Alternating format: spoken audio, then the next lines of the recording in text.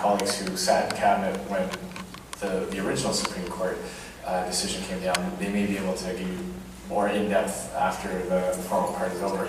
But let's be clear about a couple of things. The Supreme Court ruling applied to a very narrow set of interactions. After Omar Khadr had already been captured on the battlefield, it wasn't like he was picked up 3 weeks later, 2 counties over. He was picked up on the battlefield, and he found himself in U.S. custody.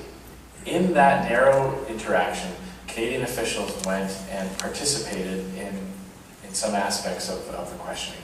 That is what the Supreme Court found violated his rights. The Conservative Party of Canada does not dispute the Supreme Court's finding. We accept the court's finding. We accept the principle that the Charter applies to all Canadians, regardless of whatever odious crimes they may be guilty of. The Supreme Court never prescribed a remedy to that finding. The only remedy suggested by the courts was a federal court who originally ruled that the federal Conservative government, in order to remedy the rights violation, must repatriate Omar Khadr to finish out his sentence in Canada.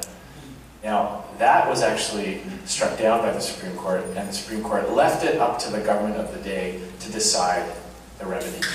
And the word remedy is an important legal word. It's got a connotation behind it. It's not just like a medical term, a remedy for something. Lisa, you could probably explain this better. She's got a lot of degree on it. I'm kind of going, I'm doing okay, just correct me when I go off the rails. The previous Conservative government acknowledged the Supreme Court's ruling, accepted its finding, and repatriated Omar Khadr.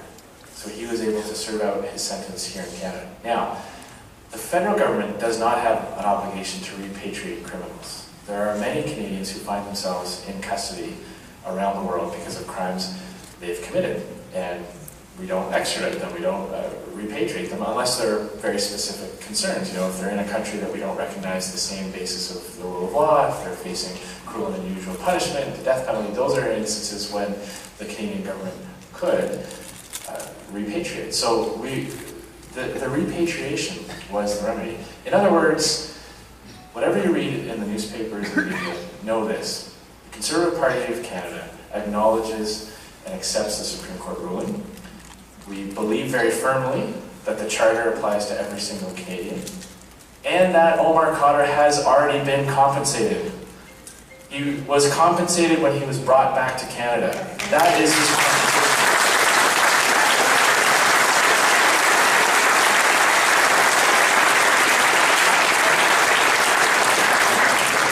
Anything else goes above and beyond what any court prescribed, was a choice by Justin Trudeau, and I firmly believe that if Omar Khadr is sincere in what he says about feeling remorse for what he did, then he would pay every single cent to the families of the people that were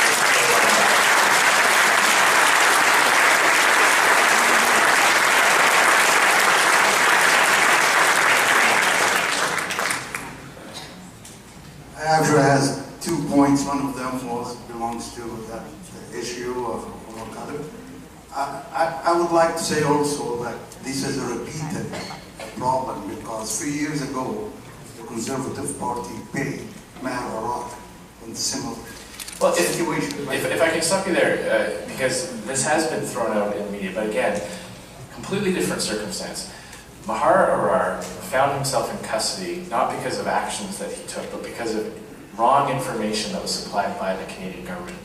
He was never found guilty of any crime, and he ended up in custody in Syria because of actions the Canadian government took. In other words, it wasn't a completely different situation. With Omar Khadr, we have a conviction, we have a confession, and we have the fact that he was apprehended without any Canadian involvement. Our actions did not lead to his apprehension. With Maher Arar, it's completely the inverse. He was never found guilty of crimes.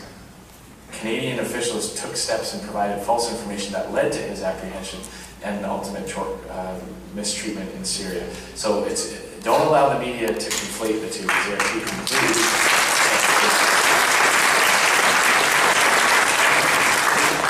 The other point that in the Charter of Rights, we talk about no discrimination based on few things, including religion. every other aspect is defined except religion. We don't know what the definition for religion. Any group of people saying any ideology, they consider it religion. I did ask Ontario Human Rights, and they gave me some criteria. If I apply it, Islam is not a religion. It's not. So, can we define that? Well, I don't know what information you were provided by the Ontario. I certainly wouldn't make that. Okay, as they said, does not violate the civil law and the human. I mean, you may find specific instances, as you will, from people in many faith communities, but I don't think it's a tenable position to say that Islam is not a religion. I mean, it clearly is.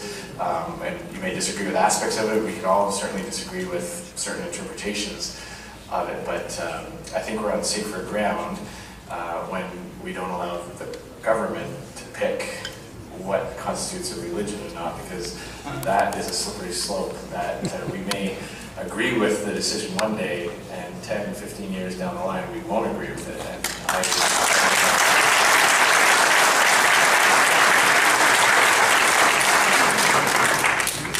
Hi, Andrew. As you know, I'm a staunch supporter of yours. In your victory speech, you emphasized strengthening the Air Force in the fight against ISIS.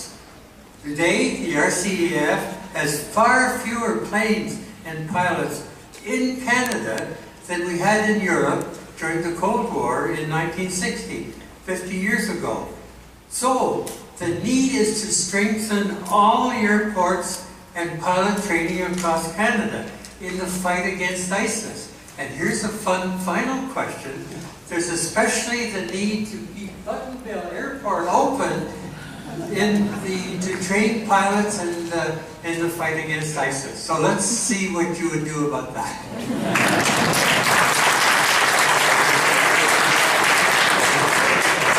Well, I do remember chatting during the leadership race about the Buttonville Airport, and full marks on linking Buttonville Airport to the fight to protect religious freedoms. I promised to get back to you during the leadership race about that issue, and I promise I will. I do, in general, agree with the need to maintain our capacity. I think one of the problems that we've seen with the Liberal government in the latest budget is they've cut spending in previous governments on the military, previous budgets. Now they're attempting to backfill that with no actual plan. It's easy for the Liberals to announce extra money for the military. It's a lot harder to get them to actually get the dollars out the door and get what they're paying for. And so whether it's maintaining capacity in our Air Force, both in terms of personnel or in equipment, the Conservative Party will always be a strong champion for that as well.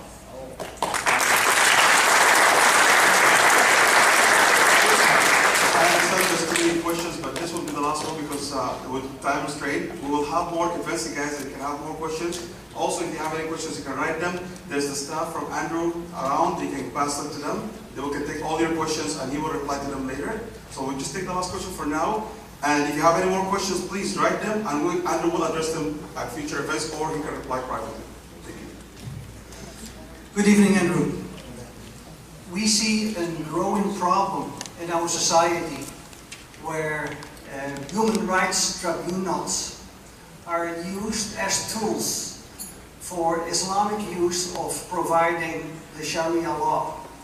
Just here in Ontario, in the Toronto area, we've seen now 4 cases where Sharia law is applied through the human rights tribunals.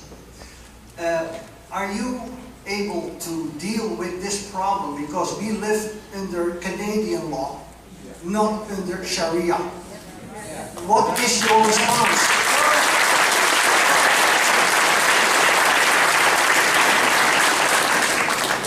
Well, I firmly believe that there is and should continue to be one rule of law in Canada that applies to all Canadian students.